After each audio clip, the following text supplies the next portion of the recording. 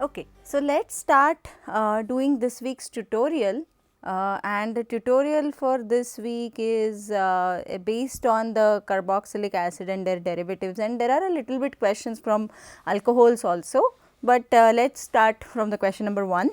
So, the first question is drawing the mechanism of this particular reaction, and as we can see, we have a starting ester and we have an alcohol group here.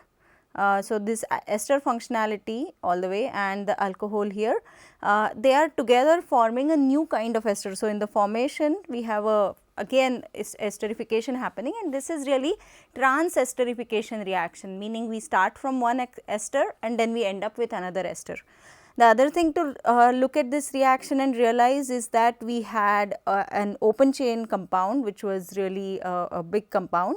Now, it has formed a ring structure. So, it has to do an intramolecular reaction wherein the alcohol from the same molecule comes in to form that 6-membered ring. Now, how do we go about writing the mechanism for this one? So, let us start. In the first step, remember we are in acidic medium. So, in acidic medium, you cannot have species like OH minus, that's a given. So, the only base that we have here is going to be water as our base, and acid is going to be H plus or H3O plus, you can write it that way as well. So, let us start with H3O plus as our acid. Okay, and remember that all the other oxygens are going to get protonated and they are going to get deprotonated too, depending on the pH of the medium and how much acidic is the medium. Depending on that, you are going to have protonation and deprotonation happening in the reaction mixture. So, in the first step, we are going to protonate this, really creating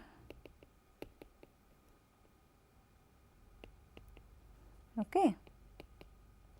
Now, remember that we want to form this 6-membered ring, and whenever we are writing a mechanism, it is always good to write down the numbers on your molecule. So, if I see that, I see 1, 2, 3, 4, 5 and 6, 6th is the oxygen which is going to come and attack on carbon number 1, and that is my carbon number 1 here. So, when we have an electrophilic center like that, the oxygen is going to come, attack here and open it up. Okay. What do we form here?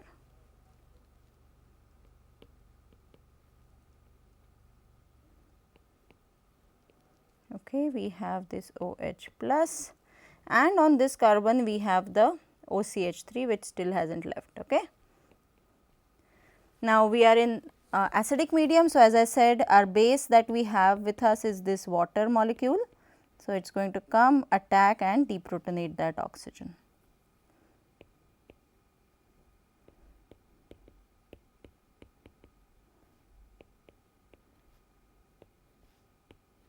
Right. Okay. So, that is our intermediate right there, tetrahedral intermediate, and now we have to kick out one of the things, and the leaving group in this case is going to be OCH3. But we cannot kick it out just like that because we are in acidic medium. So, what we are going to do is, we are going to first make it into a good leaving group, and that becomes our good leaving group here. So, what do we form here?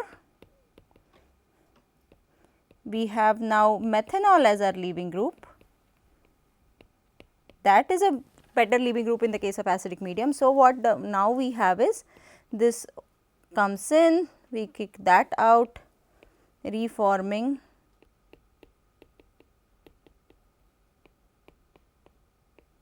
okay. What do we have here? This, and then water comes along,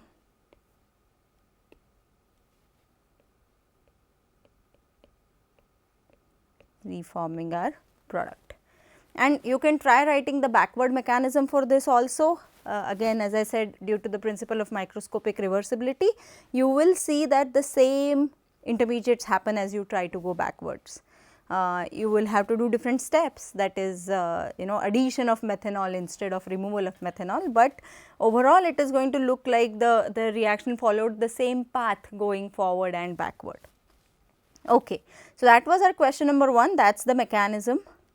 Let us try to solve question number 2, which is discuss the fate of the tetrahedral intermediates that are formed here. Okay, let's start solving our question number 2. So, that is discuss the fate of the tetrahedral intermediate in this case. Now, in each case they have given us a tetrahedral intermediate. Now, they want us to discuss what will happen, whether it will collapse, and if it collapses to reform the carbonyl bond, whether which of the leaving groups will leave. So, now if in the case of first one, if this tetrahedral intermediate collapses, we have two options. We have either CH3 minus leaving, or we have this particular group which is a deprotonated carboxylic acid leaving. Now, between these two, remember this is a much stable molecule because it has a resonance structure and it is resonance stabilized. We also know the corresponding pKAH is 5, whereas for CH3 minus the pKAH is 50. So, there is a lot of difference.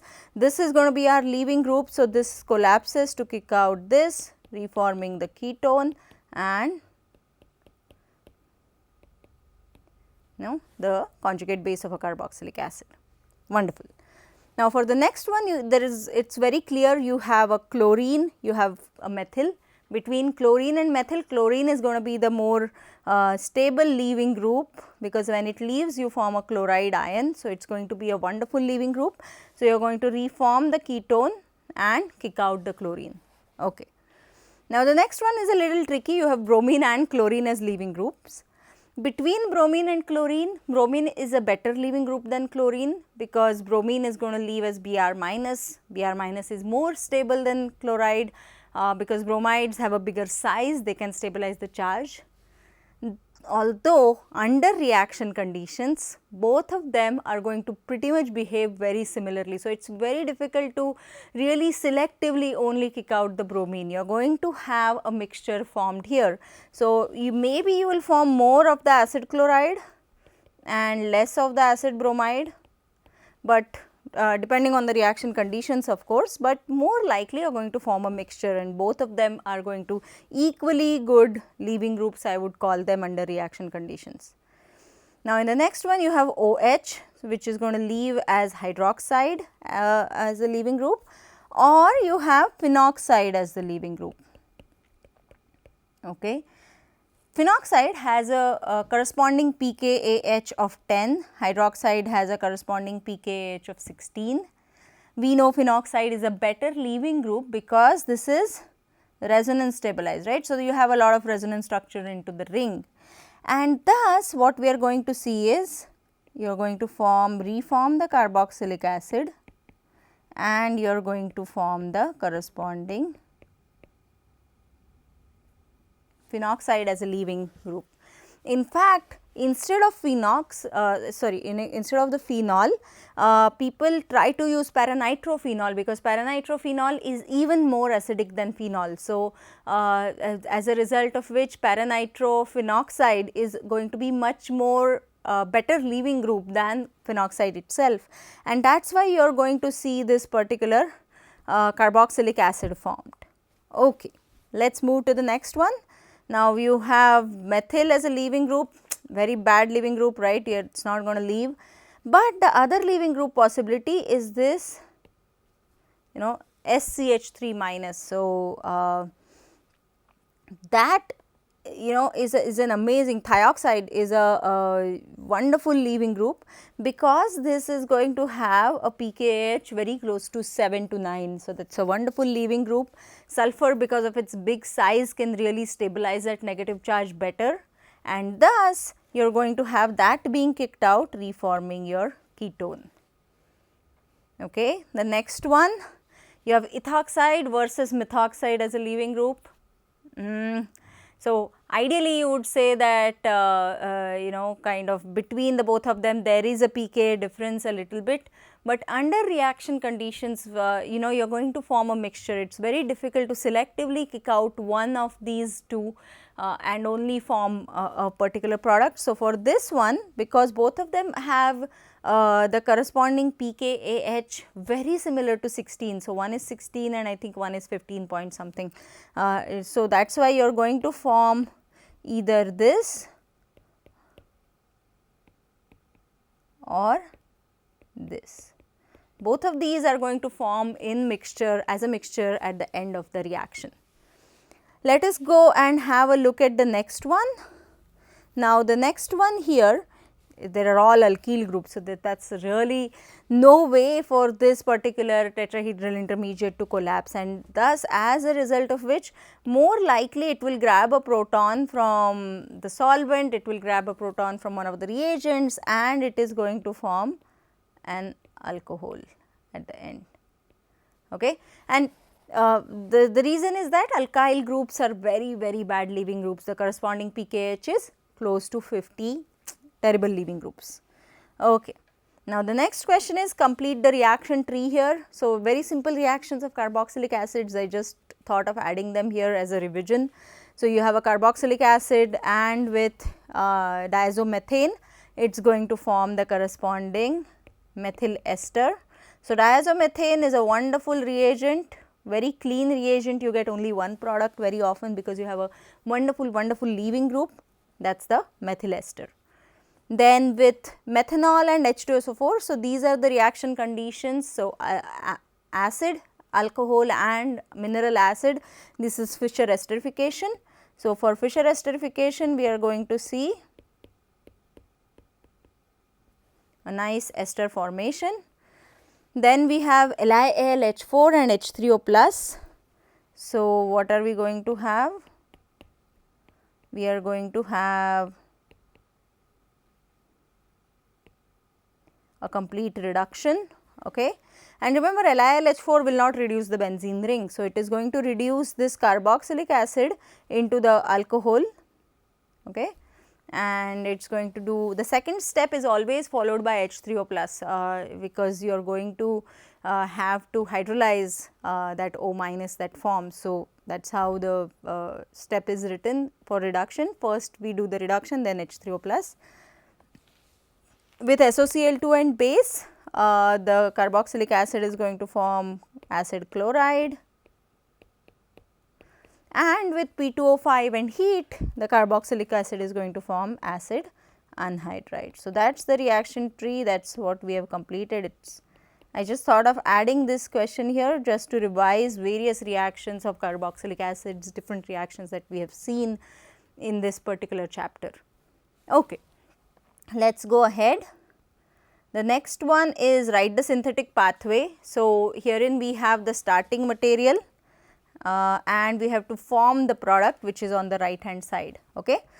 Now, to think about it, always compare the starting material and the end product. So, in the starting material I have 5 carbons, in the end product I have 6 carbons. Okay.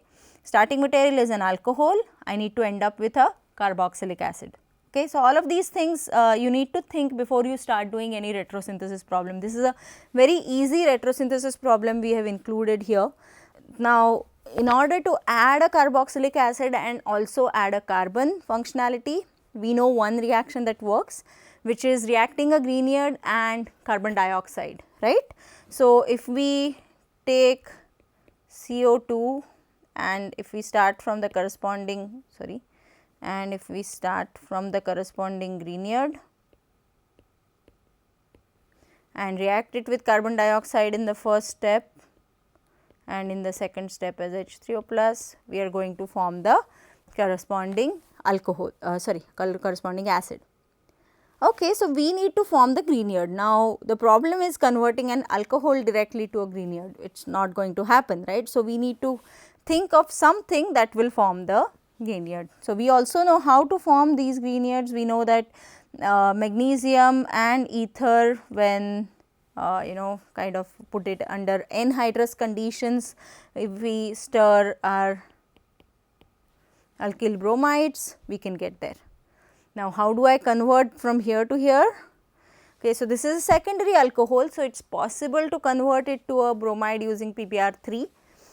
Now, there are other ways to do this. We can either first of all do dehydration. So, H3O plus and heat, or concentrated acid and heat, let us do concentrated acid and heat, we form the corresponding alkene, and with that alkene we are going to we can add HBr to that in the second step to get to the bromide. So, that is the possible reaction pathway to get from this starting material to this product. Okay. Let us go ahead for the second one. What do we again observe? We have a starting material as alcohol, end product as acid, although the number of carbon here now stays the same. So, I cannot use the method that I was using which was Grignard and CO2 addition to form this. Now, to get here what we need to do is, I know that carboxylic acid can be formed if I can start from the corresponding alcohol, simply Jones reagent, okay, CrO3H2SO4, or we can use KMnO4 or some kind of oxidizing agent is going to give me starting from the alcohol, primary alcohol is going to give me a carboxylic acid. Okay. So, now to get to this carboxylic acid, we have formed the alcohol, but how do I convert this alcohol over here? In order to do that, we will do the same stuff again, we will try to create the alkene, okay, and then from alkene to alcohol is easier, okay. How do I do that? So, if I have this alkene and I need to make the corresponding alcohol, I need to add the OH on the less substituted less substituted carbon. So, I need to do hydroboration and oxidation, right. So, in the first step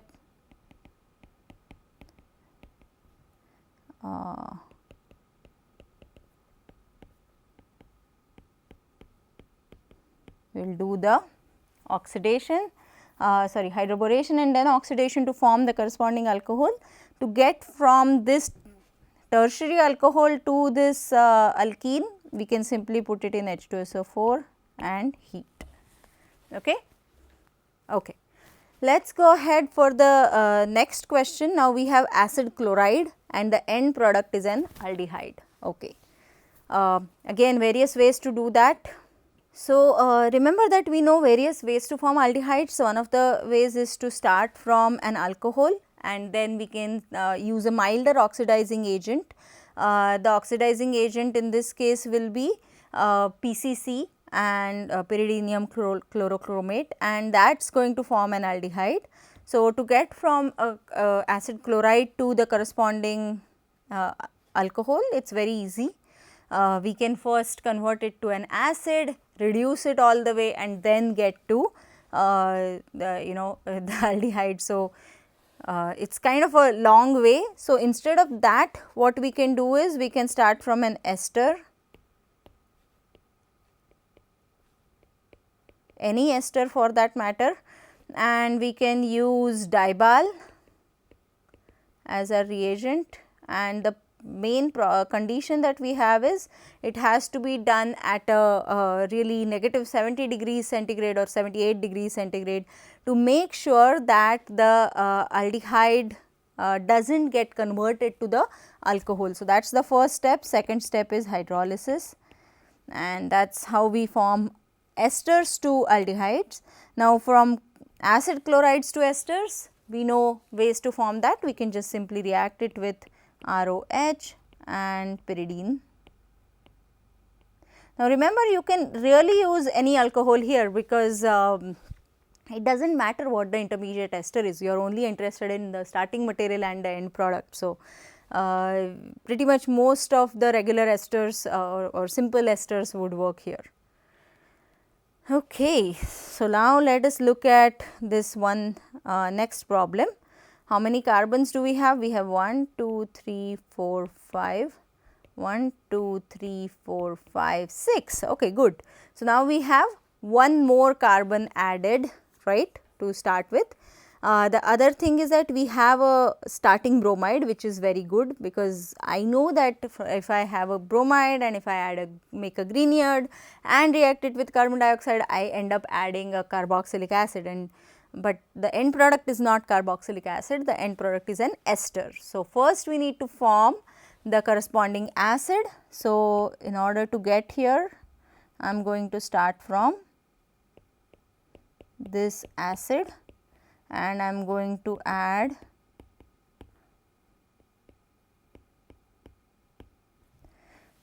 ethanol and H2SO4 and heat it together to form the ester. Okay. Now, from here to here, as I said, it is very easy. First we form the Grignard. Okay, remember you can always think of an alternative way to get these syntheses done. There are more than one way, there is more than one way for us to do this, right. So, what we are going to do is we are going to start from here and then with CO2 as the first step and the second step as H3O plus. That is it, that is our synthesis right there. Okay, we have one more. Now, this one forms an amide. Okay, so we have a starting alkene and we are going to end up with an amide. How do we do that? Let us look at it 1, 2, 3, 4, 1, 2, 3, 4. Okay, so we are not adding a carbon, but we are forming an amide.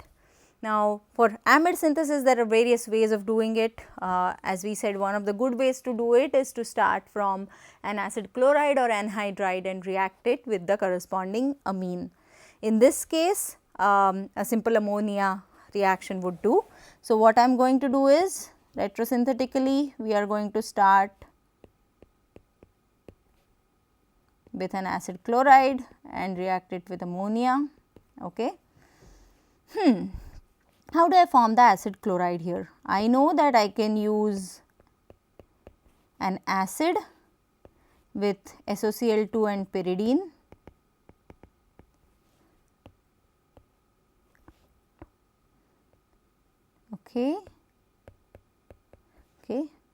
Okay. How do I form the acid?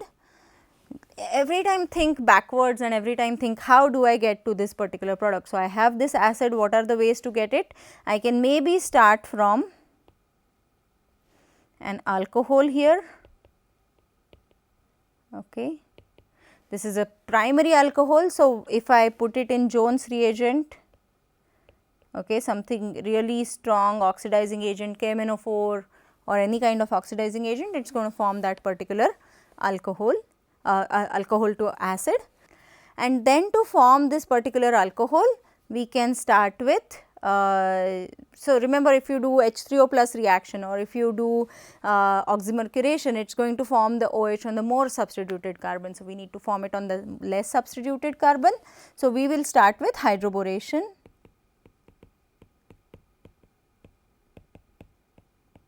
And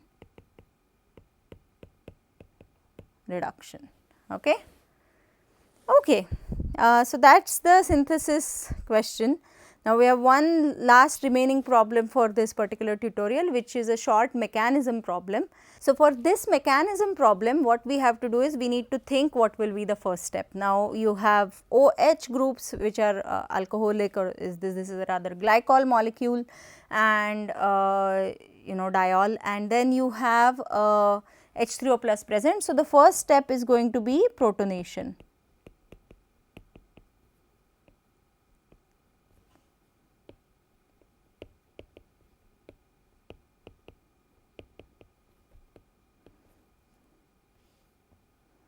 Okay. So, in the next step, you have that water leaving as a leaving group, because you are forming something very stable. It is a tertiary carbocation. Not only tertiary, it is being stabilized. You can do a methyl shift, and the methyl shift is going to be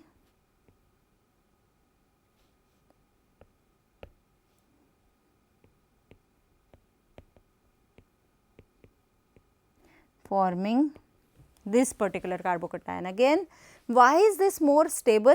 Because this oxygen here can put its electrons down to the positive charge or the electrophilic center here, forming a ketone. Okay, so, that is a really stabilizing interaction, and that is why you see a methyl shift happening, and that is not yet complete. You have a protonated ketone, and then in the final step water is going to come in. Remember, formation of that ketone is really stabilizing. Okay. So, that is the end product of this particular mechanism. Hope you had fun solving the tutorial. See you next week.